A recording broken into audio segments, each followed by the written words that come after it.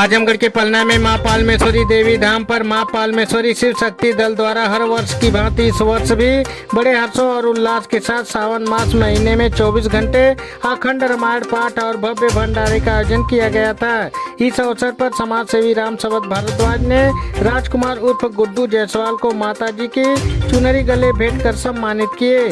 समस्त पलना परिवार की तरफ से भव्य भंडारे का आयोजन किया गया था, जिसमें समस्त ग्रामवासी उपस्थित होकर महाप्रसाद ग्रहण किए।